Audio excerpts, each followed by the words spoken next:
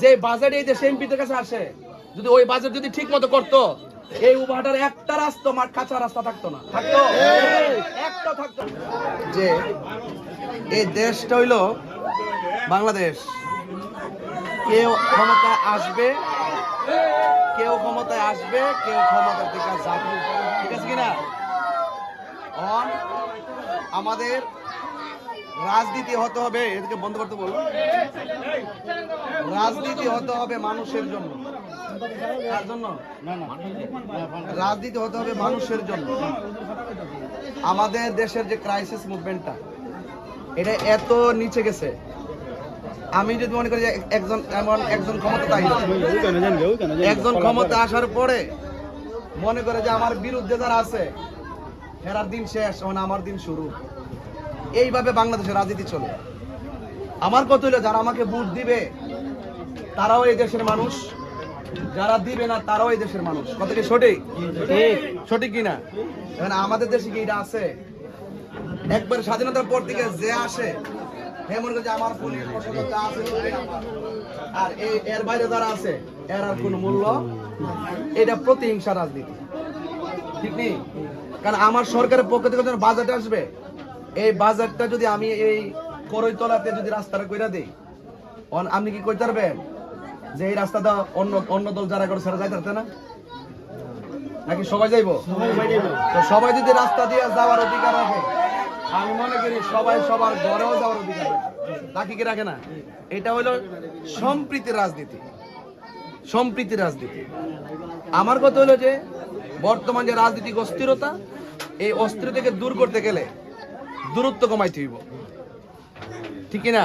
আমি আগে গেছি, ভাসফিলের সিদ্ধান্ত কার? আল্লাহর। ওখান থেকে যা হওয়ার তাই হবে। এখন আমার রাজনীতি যদি একজন মুসলমান হিসাবে, একজন মেহমান হিসাবে, একজন আগন্তুক লোক হিসাবে মুসাফা করা যে সুন্নত, একজন মুসাফা করা যে এটা যে সোয়াবের কাজ, আমার রাজনীতি যদি ওই সোয়াবের কাজ থেকে দূরে সরাই দেয়, এটা সবচাইতে বড় দুঃখজনক এবং প্রতিহিংসা। এটা সঠিক কিনা বলেন? ফাস্টফিল পরের জিনিস, বুট পরের জিনিস। আমরা যারে মন দিবেন, বহুত হাজার লোক আছে সাথে চলতেছে, বান্ডেল নিতেছে, বুটটা দেওয়া আরেকবার দেওয়া, এটা সঠিক কিনা? অহন কথা, যেই রাজনীতি আমাকে মুসাফাকে দূরে সরাই দেয়, আর যেই রাজনীতি মুয়ানাকা থেকে দূরে সরাই দেয়, যেই রাজনীতি মসজিদের মধ্যে যাওয়ার পরে বৈষম্য সৃষ্টি করে, তো এই রাজনীতিটা এটা ভালো সংস্কৃতি না, ঠিক কিনা? তার আমার ব্যাপার আপনারা তো ভালো করে জানেন কিনা? আমি আপনার কাছে 22 বছর ধরে চলাফেরা করি কিনা? আমি কি নতুন? আমি ধর্ম নিয়ে কাজ করছি। এটা যদি নিকৃষ্ট মনে হয়, তাহলে যারা দুর্নীতি করে, সাদাবাজ করে, হারা কি বাংলাদেশের শ্রেষ্ঠ সন্তান? তো দেন আমাদের মেন্টালিটি কই গেছে? হুজুর কি লেগে আইছে, আর ইমাম সাহেব কি লেগে নামছে, বক্তা কি লেগে নামছে। তো রাজনীতি করতো কারা? রাজনীতিকে কারা করতো?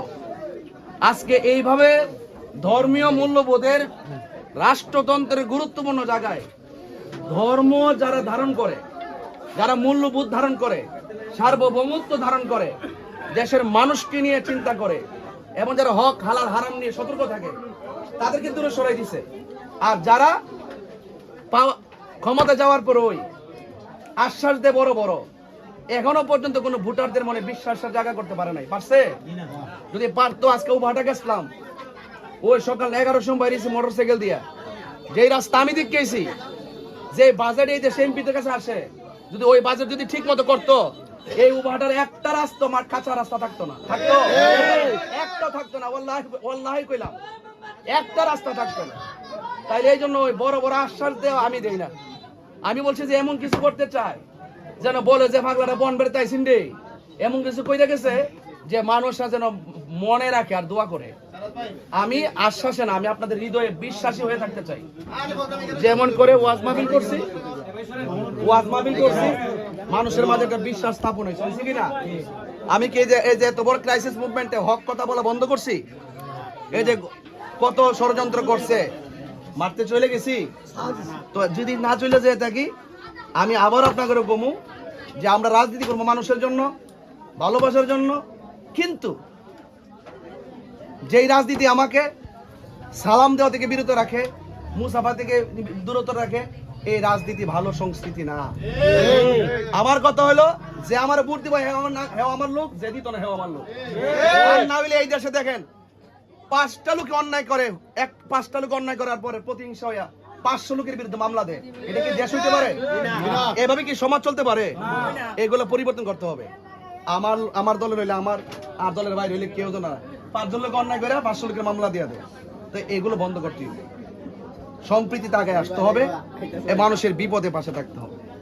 এজন্য আমি মনে করি যে আপনারা যারা আছেন অন্তত পক্ষে, এই যে আপনার বয়স কত, আপনি কিন্তু আমার কাছের মানুষ, খুব কাছে, আপনি আমার কাছে, সব কাছের।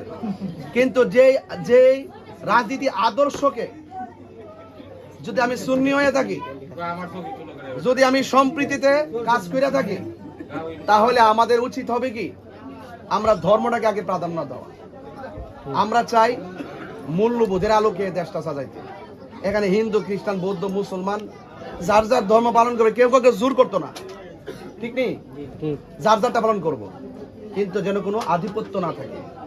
এই জন্য রাজনীতি করতে হবে মানুষের জন্য, ঠিক আছে তো? এই মানুষের রাজনীতির জন্য আমাদেরকে আল্লাহ পাক করার তৌফিক দান করে, ঠিক আছে কিনা? উনি আমার সাথে মুসাফা করলো, আমার না করলো আমার কথা কি সঠিক কিনা? একদম সঠিক। এতগুলো কথা বলার উদ্দেশ্য হইলো, আমার মনের উদ্দেশ্যটা জানাইলাম যে আমি কাজ করতে চাই মানুষের জন্য। এবং আমার মতন একজন ব্যক্তি যদি এই যে এতগুলো মাহফিল কাইটা যাইলাম, আপনি কি মনে করেন যে আমি সেলফি তুলতে আইছি? না, আমি নামের জন্য আইছি।